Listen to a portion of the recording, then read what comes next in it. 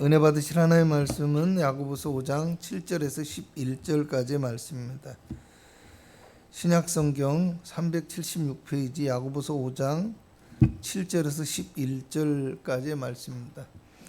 하나님의 말씀을 읽는 자와 듣는 자와 그 가운데 기록한 것을 깨닫고 지켜 행하는 자에게 복이 임하심을 믿으시기 바랍니다. 야고보서 5장 7절부터 11절까지의 말씀입니다. 제가 봉독해 드리겠습니다. 그러므로 형제들아 주의 강림하시기까지 길이 참으라. 보라, 농부가 땅에서 나는 귀한 열매를 바라고 길이 참아 이른 비와 늦은 비를 기다리나니 너희도 길이 참고 마음을 굳건하게 하라. 주의 강림이 가까우니라. 형제들아 서로 원망하지 말라. 그리하여야 심판을 면하리라. 보라, 심판주가 문 밖에 서 계시니라. 형제들아 주의 이름으로 말한 선지자들을 고난과 오래 참음의 본으로 삼으라. 보라, 인내하는 자를 우리가 복되다 하나니 너희가 욥의 인내를 들었고 주께서 주신 결말을 보았거니와 주는 가장 자비하시고 긍휼히 여기시는 이시니라. 아멘. 믿음의 열매를 바라는 자라는 제목으로 은혜의 말씀을 나누고자 합니다. 매년 7월 첫 주는 한국교회가 맥주 감사주일로 드리는 날입니다. 하나님께서는 이스라엘 백성들을 구원하신 후에 1년에 3번 유월절과 맥주절과 수장절을 반드시 너희는 지켜 행하라, 이렇게 명령을 하셨는데요. 특별히 오늘 우리가 드리는 이 맥주절은요, 유대력으로 한다면 유월절 후에 50일째가 되는 날이다 라고 해서 오순절이라고 하고요, 또 7일, 일주일, 그 7일이 7번 더한다 해서 77절이라고도 하고요, 또 그 다음에는 그 해의 첫 번째 수확물을 하나님 앞에 드리는 절기다라고 해서 초실절이라고도 합니다. 성경을 읽다 보면 깊이 읽는 분들은 또 의구심을 가질 수 있는데, 이 초실절이라는 것은 아예 첫 이삭을 드리는 초실절이 있고요, 첫 수확물을 드리는 초실절이 있어서 사실은 자세하게 보면 초실절은 두 개가 있는데 또 2번을 지키게 되어져 있는데, 이 오늘 우리가 얘기하는 초실절, 일반적으로 얘기하는 초실절은 맥추절이다라는 것을 그렇게 기억하시면 됩니다. 또 사도행전 2장을 보면요, 오순절 날에 이르러 성령이 임하는 역사가 나타나게 되어지는데요, 그러다 보니까 오순절 날과 성령 강림일이 겹치게 되어집니다. 그런데 오늘날 교회력은요, 개신교회 교회력은 유대력을 따르지 않고 임의로 편의상 교회 절기를 정해서 지키거든요. 그러다 보니까 교회력에서는 성령 강림절과 맥주 감사주일이 따로 분리돼서 지키고 있다, 이런 것들을 우리가 아시면 될 것 같습니다.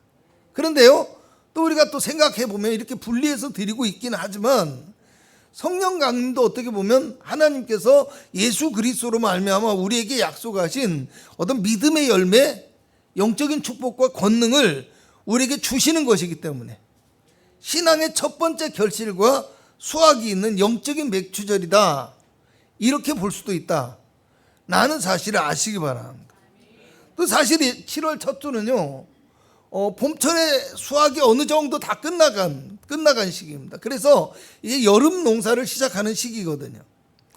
그리고 또 이제 맥추절이라는 이 말 자체가 밀과 보리를 추수하는 시기예요. 밀과 보리의 추수가 끝나고 그것을 하나님 앞에 드리는 그런 시기라는 뜻이기 때문에요, 이 농사를 짓고 있는 사람들에게는 시기적으로도 맞고 7월 첫 주가, 그리고 충분히 어떤 곡식을 수확하고 하나님 앞에 드린다라는 의미에서 감사의 절기로서 마음에 와닿는 절기입니다. 그런데 이제 산업화된 이 현대사회에서는 어때요? 여러분, 맥추절의 의미가 느껴지지 않아요. 직장을 다니는 사람들 그렇잖아요. 매달 월급을 받고 또 어떤 수익을 얻는 대로 하나님 앞에 드리고 하다 보니까 어떤 수확에 대한 11조를 드리고 수확에 대한 감사를 드리고 이런 것들이 매달 연속해서 드려지다 보니까 그 맥추절의 의미를 갖기가 쉽지는 않아요. 그러다 보니까 7월 첫 주가 되어지면 어떻게 보면 1년 중에 반이 지났잖아요. 그러니까 반년 동안에 어떤 하나님의 은혜를 감사하고 또 앞으로 남은 반년 동안을, 이 해를 하나님의 은혜 가운데 살 수 있게 해달라 어떤 간구하는 마음을 가지고 하나님 앞에 드리는 어떤 신앙적이고 영적인 의미에서의 맥추절, 그리고 그 열매가 드려지는 것이 아닐까, 이런 생각을 해봤습니다. 여러분, 오늘 성경은요, 성도의 삶과 믿음의 길을 농부와 비교해서 설명을 하고 있습니다. 농부와. 사실 우리가 인생을 살아가다 보면 모든 일이 다 형통한 것만도 아니에요. 정말로 알 수 없고 이해할 수도 없고 받아들일 수도 없고 어떻게 해결해야 될지 정말 캄캄한 경우가 많아요. 여러분, 작년에도 그렇고 올해도 그렇잖아요. 일기가 제멋대로 해요. 예상할 수도 없고 그것 때문에 어려움들이 참 많잖아요. 농부의 삶과 인생의 삶도 비슷하다는 겁니다. 사실은. 여러분, 이스라엘 백성들도 마찬가지예요. 매년 농사가 하나님의 은혜 안에 살아가지만 똑같이 매년 풍년만 있는 것도 아니에요. 또 일평생 평안과 번영만 누리며 살지도 않았을 것이에요. 그런데 어떻게 매년 똑같이 매번 감사하며 절기를 지킬 수 있었겠는가? 그렇잖아요. 여러분, 지금 우리의 삶을 봐요. 그럼 경기가 어렵긴 해요. 어렵긴 해요. 그런데 직장에 다니는 사람들이 그렇다고 해서 월급이 줄어든 것도 아니잖아요. 대부분의 사람들은 별 어려움 없이 지내는 것처럼 느껴지기도 해요. 그런데요, 여러분, 제가 얘기했잖아요. 어떻게 매번 그렇게 감사할 수 있을까? 똑같이 얘기를 하는데, 여러분, 농사를 짓는 사람들은 어떻겠어요? 갑자기 이렇게 날씨의 변동이 심하다 보니까 수확에 직접적인 영향이 미치게 되어지고요. 그리고 수입도 막 줄어들고 어려움이 많이 생기는 것이 사실입니다. 근데요, 우리가 정말 우습고요, 기가 막히다, 뭐 아이러니하다, 이렇게 느낄 수밖에 없는 것들이 있는데, 그런 현상들이 나타나는데요, 사실은 이런 상황 속에서 농부들은 괜찮아요. 농부들은 괜찮은데 이 농산물을 사 먹는 사람들은 오히려 더 움츠러들고 더 인색해진다라는 거예요. 제가 앞에서 말씀드렸죠. 월급이 줄어든 것도 아니고 삶이 그렇게 막 바뀐 것도 아닌데 그렇게 되었어요. 여러분, 농산물 값이 조금만 오르잖아요. 그러면 이제 못 사 먹겠다 하면서 지갑을 닫아버려요. 제가 늘 하는 얘기가요, 사실 농산물 값이 올라봤자요, 그 오른 어떤 값의 차이가 있잖아요. 그 차액을 이렇게 비교해 보면 비교할 수도 없을 정도로 사실은 아주 작은 금액이라는 겁니다. 여러분, 1년치 마늘, 1년치 고추를 사잖아요. 그럼 그 차액을 가만히 보면요, 작년하고 올해하고 비교했다. 그러면은 대부분의 가정들은요, 여러분, 우리가 외식 한번 하는 것, 아니면 우리가 취미 생활을 하기 위해서 뭐 공연을 간다든가 뭐 야구장을 간다든가 이런 식으로 취미 생활 하느라고 놀이공원 한번 가는 거, 이럴 때 쓰는 것과도 비교할 수 없을 정도로 아주 작은 차액이 생겨요. 그런데 사람들은 스스로 움츠러들어서 비싸졌다고 안 사 먹고. 여러분, 왜 이런 얘기를 하냐면요, 우리가 삶을 살아가면서 그렇게 움츠러든 마음으로 살아간다고 하면 사실 상황이 어떻든 간에 상관없이 쉽게 감사할 수 없다라는 겁니다. 삶을 넓게 크게 보지 못하고 인생의 열매도 풍성하게 맺을 수 없는 스스로 쪼그라든 인생을 살아갈 수밖에 없게 되어진다는 것을 우리가 깨달을 수 있어야 된다라는 거예요. 여러분, 시골에서 작은 텃밭을 짓고 있는 목사님이 계셔요. 교회를 짓기 위해서 한 500평 정도의 땅을, 시골 땅을 샀는데 교회를 짓고 나니까 몇백 평 남잖아요. 거기다 마늘 농사도 짓고 양파도 심기도 하고 뭐 이렇게 해요. 근데 수확을 하면 이 목사님이 절반 정도는 뚝 떼어서 도시에 있는 개척교회들에게 나눠주고 또 주변 사람들과 나눠 먹고 이렇게 해요. 저도 간혹 뭐 마늘 정도 먹기도 하고 또 뭐 농산물 좀 갖다 주면 먹기도 하고 이렇게 하는데요. 또 그리고서 절반 정도는 사 먹을 형편이 되는, 그래서 자기 가족들도 다 사 먹을 형편이 되니까 자기 가족들에게도 다 팔고, 그리고 저 주변의 교회들이 또 사주기도 하고, 도시에 있는 교회들이 이렇게 해서 자기가 배부리 먹는 게 아니라 선교에 사용을 합니다. 저도 이제 언제부터인가 어떤 선교적인 마음을 가지고 매년 마늘을 한 2접씩 사요. 양파즙도 나오면 한 박스씩 사서 먹습니다. 여러분, 그런데 주변의 사람들이 비싸다고 안 사 먹는다고 해요. 목사님들이 그런다는 얘기죠. 그래서 목사님들한테 사 먹으라고도 안 해요. 그런데 사실 생각해 보면 농약도 거의 하지 않고 재배를 해요. 뭐 친환경적으로. 그리고 이 목사님이 시골에서 목회를 하시면서 돈을 벌 목적으로 이 농사를 짓거나 이런 걸 판매하는 것이 아니라 선교하기 위한 목적을 가지고 해요. 그러니까 더 비싸면 어떨 거냐는 거예요. 비싸면. 그죠? 그래서 이분이 사라는 말을 절대 안 하는데 제가 꼭 이게 나올 때가 되면 전화를 해서 있습니까? 남았습니까? 저도 하나 주세요. 이렇게 해서 사 먹어요. 여러분, 올해도 전화를 드렸어요. 전화를 드렸더니 올해는 정말 마늘이 안 됐대요. 예년에는 막 굵은 것들로 가져왔는데 목사님, 올해는 진짜 작년에 거에 비하면 한 절반 정도나 되는 것 같아요. 알이 작다는 거예요. 그런데 사실은 이게 선교적인 목적이니까 시중가와 관계없어요. 그냥 늘 언제나 매년 똑같은 가격을 받는다고 해요. 여러분, 마늘이 예전에 한 절반 정도밖에 안 된대요. 굵기가. 근데 가격은 늘 똑같이 시중가보다 좀 비싼데, 많이 비싼데 올해도 여전히 또 그렇게 똑같은 가격을 받는다고 해요. 여러분 같으면 어떻게 했겠어요? 비싸고 마늘도 자르니까 그냥 한 점만 주세요. 그럴까요? 아니면 선교적인 목적이니까 그냥 두 접 주세요. 이렇게 호탕하게 말할까요? 할렐루야. 여러분, 저 같으면 어떻게 했을 것 같아요? 여러분, 올해는 마늘이 잘 안 됐대요. 마늘이 작대요. 그러니까 더 먹어야 되잖아요. 그죠? 그러니까 목사님, 올해는 더 필요할 것 같으니까 올해는 3접 가져오세요. 그랬어요. 아멘 안 해요? 할렐루야. 올해는 3접 먹어야죠. 비싸고 적으니까 3접 먹어야죠. 아멘. 그냥 농부들도 먹고 살 거 아니에요. 여러분, 목사님을 만났어요. 이제 제가 하고 싶은 말이 나와요. 올해는 농사들이 안 돼서 다들 힘들어 하시겠네요. 이렇게 얘기를 했더니 이분이 대답하는 말이 그거예요. 거기 계신 분들은 아무렇지도 않고요. 그냥 편안하더라고요. 그런 때도 있지. 이렇게 얘기하고 다음에 또 잘 되겠지 하고 그냥 잘 되든 못 되든 변함이 없이 똑같이 그렇게 잘 지내고 있다라는 거.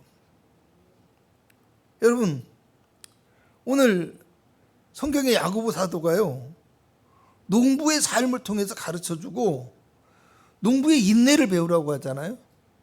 그 이유가 여기에 있는 거예요. 본문 7절에서 8절을 보면 보라, 농부가 땅에서 나는 귀한 열매를 바라고 길이 참아 이른 비와 늦은 비를 기다리나니 너희도 길이 참고 마음을 굳건하게 하라. 이렇게 말씀합니다. 할렐루야. 여러분, 여기서 바란다라는 이 말은요, 기대하고 기다린다 이런 뜻이에요. 할렐루야. 길이 참는다라는 말은요, 오래 참고 견뎌내는 것을 의미합니다. 아름답고 귀한 열매를 바라보고 그것을 기대하고 기다리고 이렇게 살아가고 있기 때문에 힘들고 어려운 순간이 오잖아요. 그래도 잘 참고 잘 견뎌낸다라는 거예요. 아멘. 그런 것처럼 너희도 오래 참고 너희도 견딜 줄 알아야 된다. 아멘.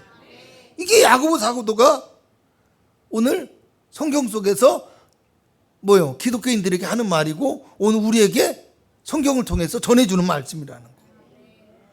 또 마음을 굳건하게 하라라고 얘기했는데, 굳건하게 한다라는 말은요, 단단하게 고정시키고 확고하게 한다라는 의미를 가지고 있어요. 그러니까 언제나 어떠한 상황 속에서도 마음과 우리의 믿음이 변하지 않고 똑같을 수 있어야 된다라는 거예요. 아멘.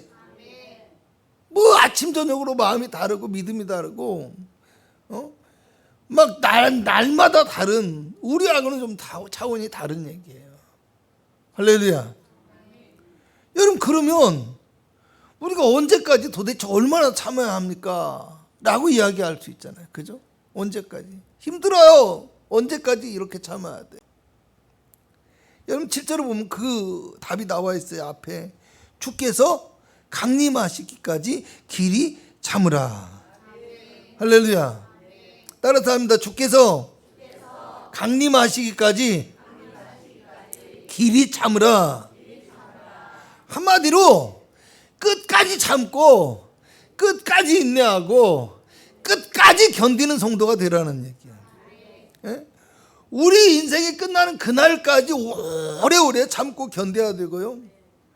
주님 다시 오실 그날까지 인내하고 기다릴 수 있어야 된다라는 거예요. 여러분, 이렇게 말하면 은혜가 충만한 분들도 있어요. 아유, 그래 주님 오실 그날까지. 근데 어떤 분들은 목사님, 그러면 죽을 때까지 이렇게 살아야 합니까? 할렐루야. 징글징글해. 죽을 때까지 이렇게 살아야 합니다. 이렇게 고생만 하다가 가야 돼요? 그러면 이 땅에서는 아무것도 없고 이렇게 살다가 천국 소망만 바라보고 살아야 됩니까? 여러분, 이런 마음 생길 수 있어요. 그렇잖아요. 이렇게 말하는 사람 있어요. 예? 여러분, 앞에서요, 농부의 인내를 통해서 배우라고 했어요. 그러면요, 뭐라고 나왔냐면 농부에게도 이른 비와 늦은 비가 있다고 했어요. 그죠? 그리고 농부에게도 봄철과 가을에 수확이 반복되고 있어요. 그렇잖아요. 그것처럼 우리의 삶에도 매일매일 삶 속에서 결실과 수확이 반복되고 있다는 걸 알아야 되는 거야. 아멘.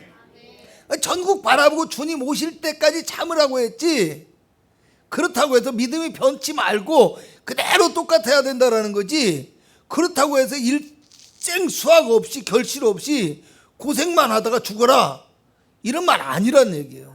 죽는 게 아니죠. 고생만 하다 천국 가라, 이런 말 아니라는 거예요. 여러분, 중요한 것은요, 우리도 그때그때의 환경과 상황에 따라서 마음이 흔들리지 않고 변하는 것이 아니라, 그죠? 어떻게 해야 돼요? 농부의 마음과 같이 한결같은 마음을 유지하고, 아멘. 똑같이 자신을 지키는 그런 믿음의 삶을 살아가는 성도가 될 수 있어야 된다라는 거예요. 특별히 여러분, 이른 비와 늦은 비는 무엇을 의미합니까? 성령의 임재와 권능을 의미하고 있어요.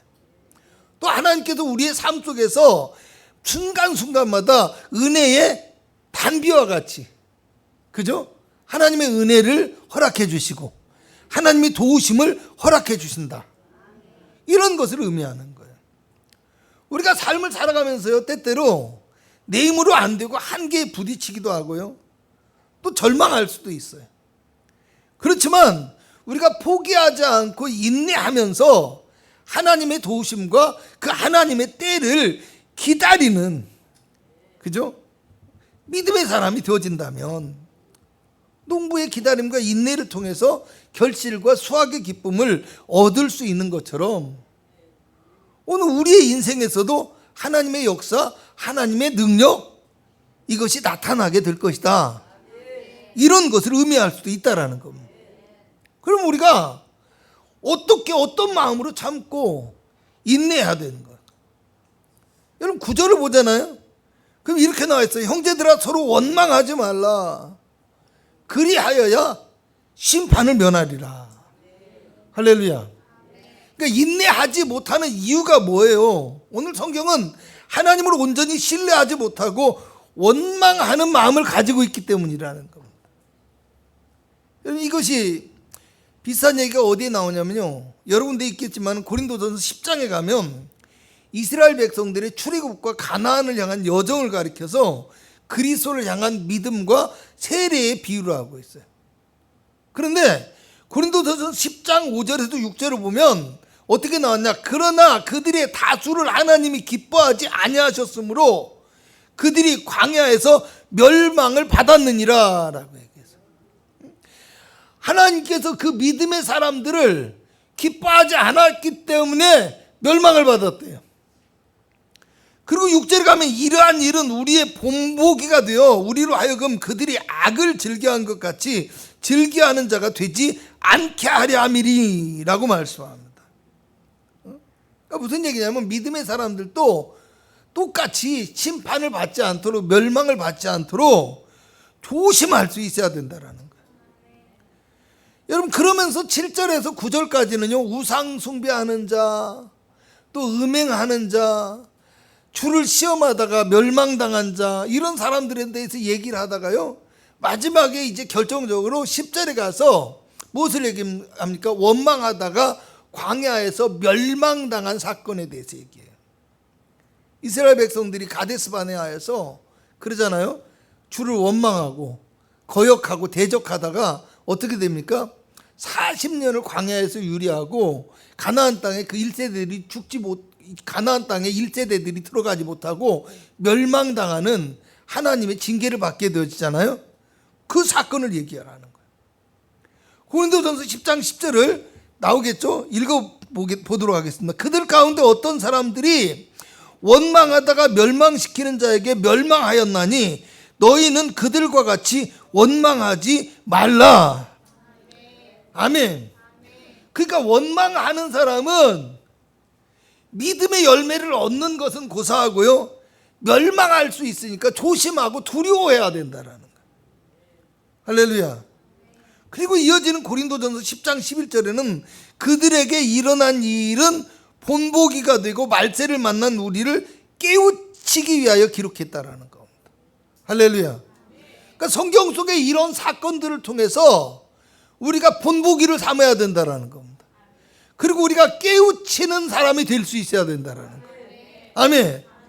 그리고 또 10장 13절로 가게 되어지면 이런 말이 나와요. 사람이 감당할 시험 밖에는 너희가 당한 것이 없나니 오직 하나님은 미쁘사 너희가 감당하지 못할 시험 당함을 허락하지 아니하시고 시험 당할 쯤에 또한 피할 길을 내사 너희로 능히 감당하게 하시니라. 할렐루야.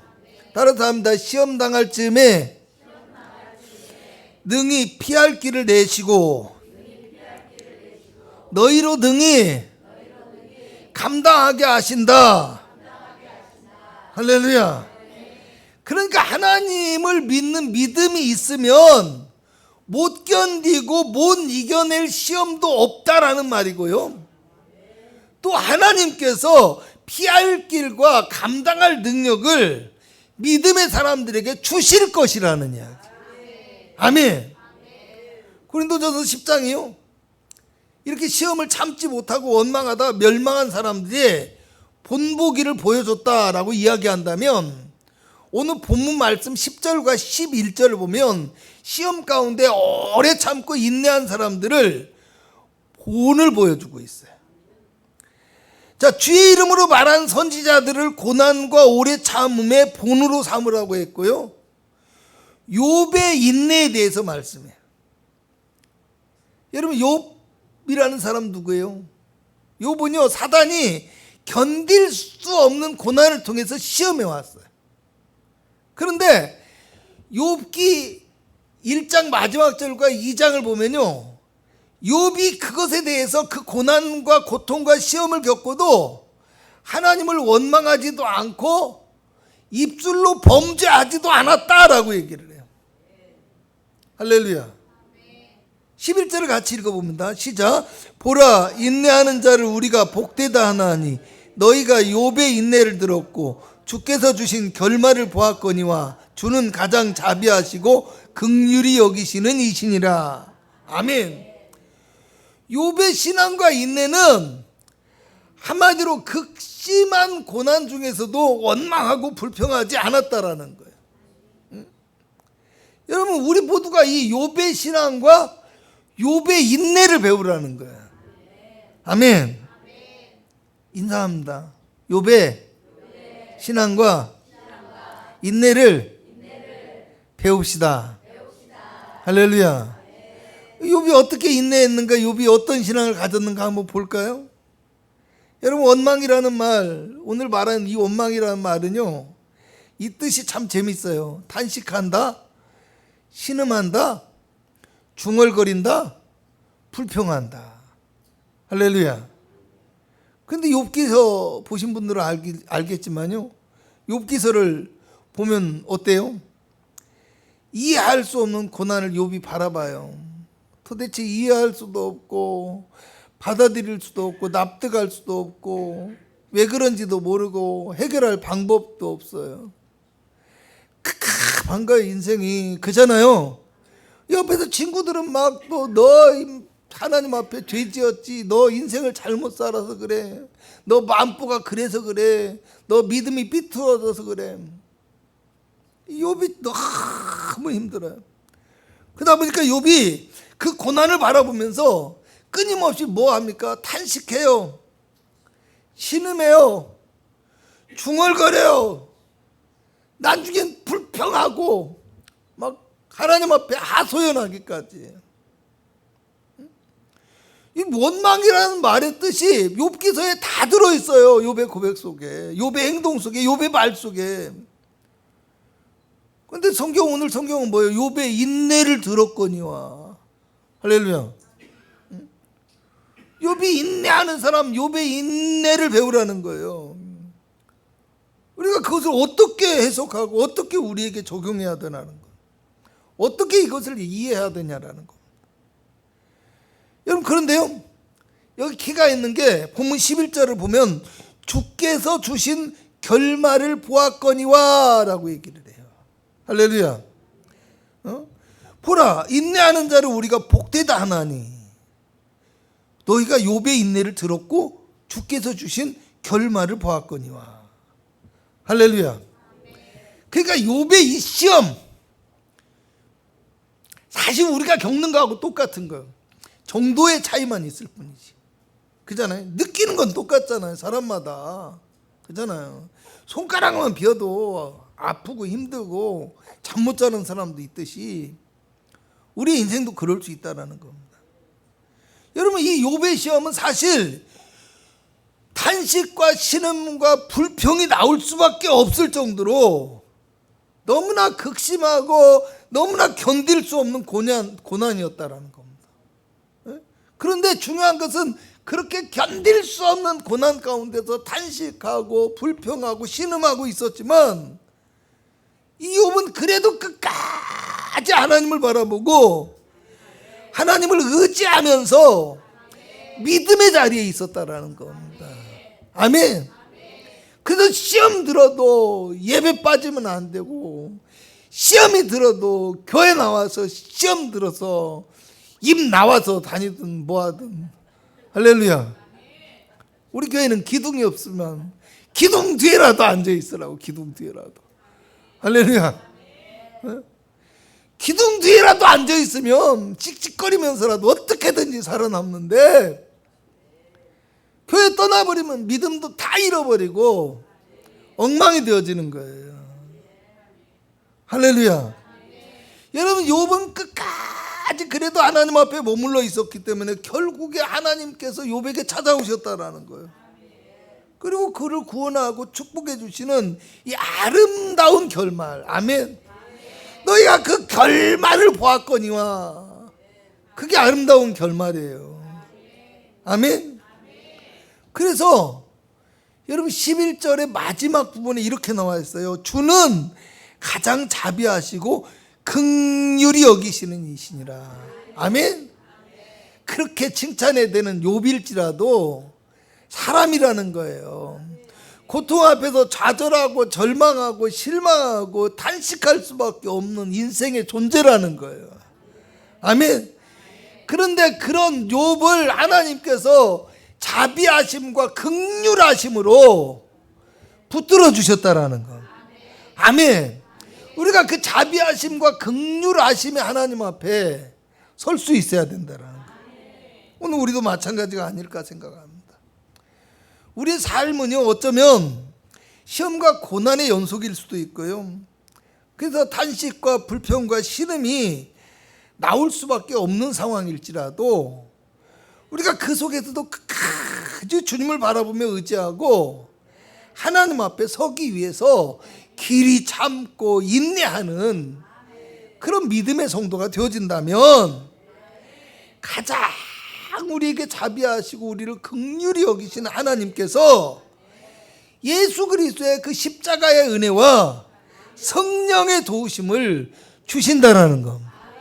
그래서 우리가 연약하고 우리가 부족할지라도 그 모든 시험과 어려움을 능히 견디며 이기게 하셔서 믿음의 풍성한 결실을 반드시 얻게 하시는 믿음의 축복과 은혜의 결말을 우리 가운데 주실 것이다. 이 사실을 믿어야 된다는 것. 여러분, 믿음의 열매는요, 참고 견디고 인내하는 사람을 통해서 맺어진다는 사실 꼭 기억하시기 바랍니다. 그래서 힘들고 어려운 상황과 환경 가운데서도 믿음을 지키고 인내하는 성도가 되어지므로 풍성한 열매를 맺을 수 있는 굳건한 믿음의 성도 되실 수 있기를 주님의 이름으로 축복합니다. 기도합니다. 환경이 좋아야 믿음의 열매가 맺힘이 아님을 우리가 깨닫게 하여 주옵소서. 우리의 삶에 끝없는 시험과 고난이 있을지라도 우리가 믿음을 가지고 주님을 신뢰하고 의지하게 되어지면 반드시 하나님께서 주시는 결실의 역사를 경험할 수 있다는 것을 우리가 다시 한번 깨닫게 하여 주시옵소서. 그래서 주님의 자비하심과 주님의 긍휼하심을 의지하며 날마다 하나님 앞에 나와서 하나님 앞에 서서 기도하는 성도가 되게 하여 주시옵소서. 하나님께서 인생에게 베풀어 주시는 아름답고 풍성한 결실과 열매를 수확할 수 있는 축복의 성도들이 다 될 수 있도록 주여 인도하여 주시옵소서. 오늘도 하나님 앞에 가지고 나온 문제와 어려움과 기도의 제목이 있습니다. 주여 들어 응답하여 주옵시고 문제를 해결하여 주옵시며 질병을 고쳐 주옵시고 하나님의 손길이 삶 속에 나타나게 해주셔서 모든 문제를 해결하며 아버지 승리하고 복을 받는 복된 믿음의 성도 되게 하여 주시옵소서. 예수님의 이름으로 기도합니다. 아멘.